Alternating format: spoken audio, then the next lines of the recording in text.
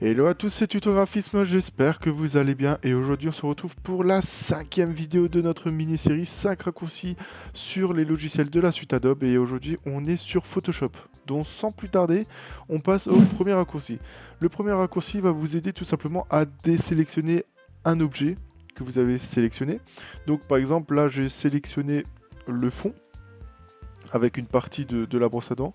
Donc pour désélectionner cet élément rapidement, on va faire un CTRL D et vous allez voir que ça l'a désélectionné.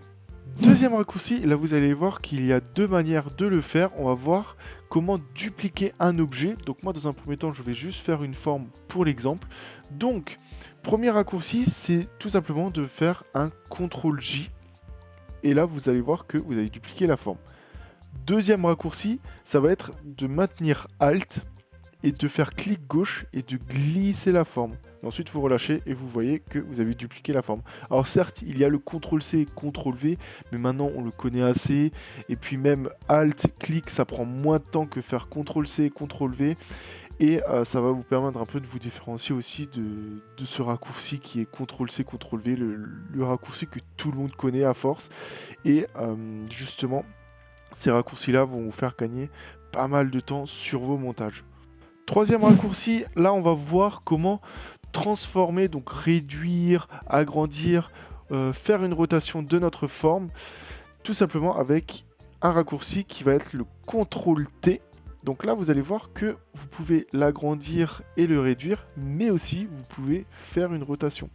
Donc ça c'est cool parce que ça va vous éviter à chaque fois d'aller chercher dans édition, transformation, de faire une rotation, ensuite de valider, de refaire. Non, là vous avez, on va dire, un raccourci tout en un.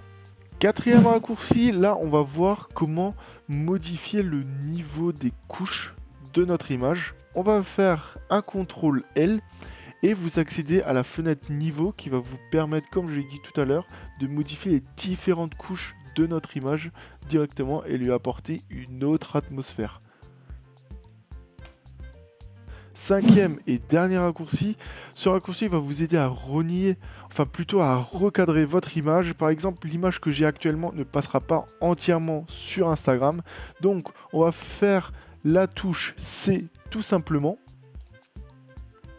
Et là, vous allez voir que il y a un carré qui s'est affiché. Donc moi, par exemple, le 1 par 1 en carré, c'est le format Instagram. Donc tout ce que vous voyez à l'intérieur de ce carré sera visible dans votre post Instagram. Donc je vous conseille de faire ça dès le début avant que vous commencez à retoucher vos photos, puisque ça va vous aider à retoucher l'essentiel et justement à éviter de vous faire retoucher une partie de la photo qui ne sera de toute façon pas visible sur les réseaux sociaux. En tout cas, j'espère que cette vidéo vous aura plu et on se retrouve pour la prochaine qui sera sur Adobe Illustrator et je vous dis à très bientôt. Ciao!